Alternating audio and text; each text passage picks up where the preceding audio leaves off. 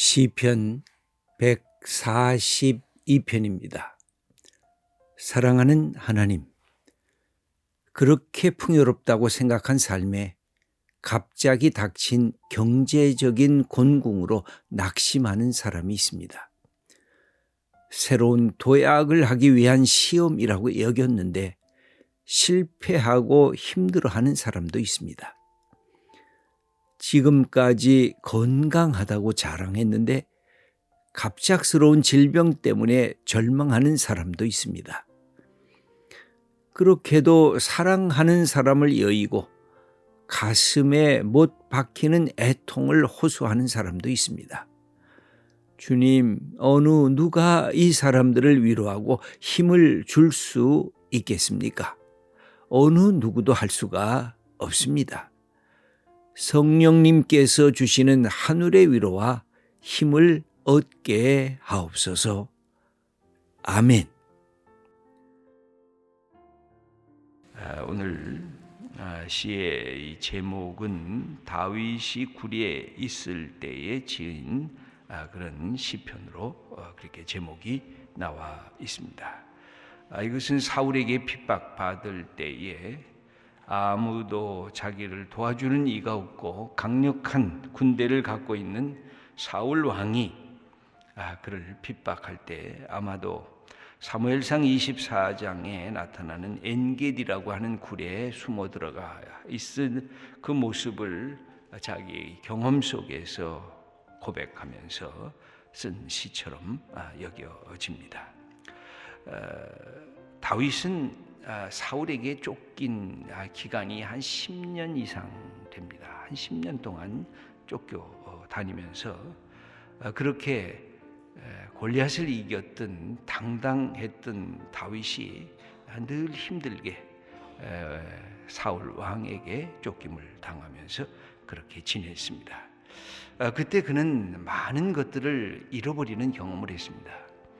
여러분, 우리의 아픔 중에 여러 아픔이 있지만 상실의 아픔이라는 것은 아마 최고의 아픔일 것입니다. 내가 가졌던 것을 잃어버리는 것, 그것이 내 인생의 지위일 수 있고 내가 갖고 있는 내 소유물일 수 있고 내가 갖고 그렇게 즐거워하던 내가 누리던 돈과 재물일 수가 있습니다. 물건을 잃어버리고 이런 소유물을 잃어버리는 것이 힘들고 괴로운 것은 사실입니다. 그러나 그것보다 더 힘든 상실감은 사랑하는 사람과의 단절입니다. 사랑하는 이 연인들이 사랑에 실패해가지고 사랑하는 사람이 떠나가면 며칠간, 몇 달간, 때로는 평생의 그 가슴에 사랑하는 사람을 잃어버린, 또 함께 살던 부부가, 함께 살던 부모와 자녀가 그 사랑하는 사람을 잃어버리는 것처럼 가슴에, 그건 누구도 위로할 수가 없어요. 여러분, 돈을 잃어버리는 거는 그건 그냥 돈이 있으면 해결이 되잖아요. 근데 사랑하는 사람을 잃어버리면 평생에 이것은 멍들고 가슴 아리를 하는 평생의 길로 이렇게 가게 됩니다. 그러므로 우리의 주위에 사랑하는 사람을 잃어버릴 때 우리가 함께 위로하고, 힘들고 어렵지만 우리 권사님들 특별히 이 조의부에서 가장 어렵고 힘든 그 일을 정말 그분 만나보지도 못했는데 새벽같이 와서 함께 격려하고 위로하고 찬송하고 우리에게 주신 이 삶의 이 아픔을 함께 나누는 이런 모습을 보면 세상에 고맙고 고마운 분들이구나. 여러분, 이렇게 사람을 잃어버릴 때 위로해 주는 것이 얼마나 큰 위로가 되는지 모릅니다. 그런데 이런 것보다 더 가슴 아픈 것이 있습니다.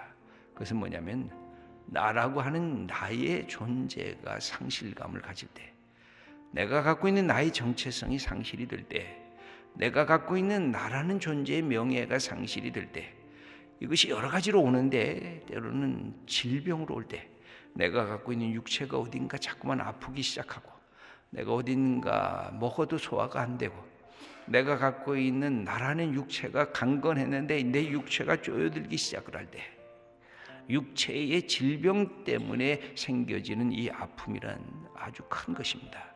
아마 엄청난 것이죠. 육체가 건강하지 못하면 모든 것이 다 단절이 되고 모든 것이 귀찮아지고 이제 나는 살 의미가 없다고 이걸 하기 때문에, 동시에 내가 갖고 있는 명예, 내가 갖고 있는 나의 소중함이 사람들에게 조롱받고 멸시받을 때 인간은 육체와 영혼이 동시에 갖고 있는 존재이기 때문에 나의 이 삶의 모든 것이 잃어버리는 것.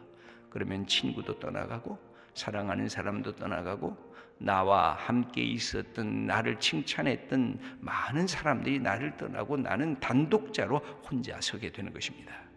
여기에 다윗은 바로 그런 위기에 처해져 있습니다. 아무도 내 옆에 나를 도와주는 자가 없다는 것입니다. 여러분, 한번 4절 말씀을 하나님 앞에 고백하는 이야기인데 읽겠습니다. 오른쪽을 살펴보소서. 나를 아는 이도 없고 나의 피난처도 없고 내 영혼을 돌보는 이도 없나이다. 그것이 자기가 갖고 있는 삶의 실존이라고 할 수가 있습니다. 오른쪽이라고 하는 것은 나를 보호하는 어떤 존재, 그런 것을 뜻하기도 합니다. 그러니까 나를 보호하는 내 편에 오른손에 나에게 있어야 할, 나의 옆에서 나를 지켜봐야 할 어떤 존재도 없고, 내가 나를 아는 사람이 하나도 없고 나의 피난처도 없고 내 영혼을 돌아보는 이도 없는 절체절명의 자기의 삶의 마지막 한계성 속에 들어가 있으면서 이 시인은 하나님 앞에 기도하기를 시작합니다. 여러분, 우리가 고통을 당하고 우리가 마음이 힘들고 어려울 때 기도해야 되는데, 사실 어렵고 힘들 때 기도가 안 나올 때가 있습니다. 너무 힘들어서, 너무 괴로워서, 너무 답답해서. 그러면 기도가 시작이 돼야 되는데 기도조차도 안 나올 때가 있습니다. 그런데 이 안 나오는 내 기도의 절체절명의 그 한계성 속에서 그것을 꿰뚫을 수 있는 힘은 또한 기도밖에는 없습니다. 기도가 막힐 때 그 기도 막힌 것을 꿰뚫어 나가려고 하면 다시 기도를 해야 됩니다. 이게 약간의 모순같이 보여지지만 기도를 안 될 때 기도로 뚫어버리는 것이 성경에서 말하는 우리의 신앙의 선배들이 갖고 있는 그런 모습이라고 할 수가 있습니다. 그러면서 이미 선언하고 있습니다. 5절의 말씀입니다. 여호와여, 내가 주께 부르짖어 말하기를 주는 나의 피난처시요 살아있는 사람들의 땅에서 나의 분깃이시라 하였나이다. 그리고 하나님만이 나의 피난처입니다. 이 세상에 아무도 내 피난처가 될 곳이 없습니다. 나는 홀로 있습니다. 나는 단독자입니다. 내게는 아무도 주위에 나와 함께하는 내 편이 없습니다. 그런데 하나님만이 내 편이십니다. 하나님만이 나의 피난처시고 나의 반석이시고 여기에 살아있는 사람들의 땅에서 나의 분깃입니다. 내가 이렇게 살아있는 것 자체가 하나님의 생명이신데 그 중에 내 포션이, 내가 갖고 있는 그 분량, 기업의 분량이 내게 있는데 그것이 나의 분깃입니다. 내가 이렇게 살아있다는 것이 하나님이 살아계신 증거입니다 하고 하나님을 향해서 이렇게 노래하고 고백하고 있는 것을 볼 수가 있습니다. 그러면 이 시인이 어떤 상황 속에 놓여져 있는가를 조금 더 구체적으로 보면 2절의 말씀을 읽어보겠습니다. 내가 내 원통함을 그의 앞에 토로하며 내 우환을 그의 앞에 진술하는도다. 내 원통한 것, 이것은 뭐예요? 바로 가시덤불이라고 하는 그런 의미가 들어가져 있는데, 질식할 만큼, 숨도 쉬지 못할 만큼 고통의 문제들이 나를 이렇게 덮고 있습니다. 숨을 쉴 수가 없어요. 여러분, 이 자다가 가위 눌린다는 그 경험들을 하신 적이, 숨을 쉴 수가 없어요. 내가 숨을 쉬어야 되는데, 그래야 이게 살아나는데, 이런 것들이 불평, 고난, 재난, 이런 것들이 내 삶의 자리에 들어와서 내가 숨을 쉴 수가 없는데, 그만큼 내 속에 있는 불평과 원통함을 하나님 앞에 나는 토해낼 수밖에 없다는 것입니다. 하나님 앞에 내가 갖고 있는 모든 것들을 다 이렇게 쏟아낼 수밖에 없는 것을 하나님 앞에 이야기하는데, 이것은 바로 하나님께 나를 맡기고 하나님께 내가 갖고 있는 모든 사정을 하나님께 아뢰겠다고 하는 것입니다. 여기 우한도 마찬가지입니다. 내 인생의 문제들, 내 인생의 여러 가지 난제들, 이런 것들을 하나님 앞에서 다 하나하나 진술할 수밖에 없다고 하는 것입니다. 그러므로 이것을 내가 할 수 있는 일은 한 가지예요. 하나님 앞에 이것을 터뜨리는 거예요. 여러분, 사람 앞에 터뜨리지 않고 우리가 살기 때문에 특별히 내가 섬세한 분들, 내가 착하다고 여겨지는 분들은 이게 터뜨려지지 않으니까 속에 쌓이거든요. 그래서 내 가슴에 하나하나 쌓여야 돼요. 가슴이 멍이 들어요. 가슴에 이렇게 맺혀져요. 그것을 우리는 한맺힘이라 그러잖아요. 그래서 이것을 맺혀지다가 이것이 내 몸까지도 상하게 만들어요. 내 몸 전체 어딘가 균열이 생겨요. 그러면서 내 몸이 좌초하기 시작해요. 그런데 그때에 쌓아두지 말고 이걸 터뜨리라는 거예요. 이걸 터뜨리는데 사람한테 터뜨리면 아무 소용이 없잖아요. 괜히 인간관계만 나빠지잖아요. 그리고 그것 때문에 그 사람이 그걸 해결해 주지도 않잖아요. 그러므로 내게 있는 것을 누구에게 터뜨리느냐? 하나님에게 터뜨리라는 거예요. 그래서 하나님 앞에 터뜨리니까 여기 3절의 말씀을 함께 읽어보겠습니다. 내 영이 내 속에서 상할 때에도 주께서 내 길을 아셨나이다. 내가 가는 길에 그들이 나를 잡으려고 올무를 숨겼나이다. 내 영이 내 속에서 상할 때 하나님이 아시고 내 길을 아신다는 거예요. 하나님에게는 터뜨려야 된다는 거예요.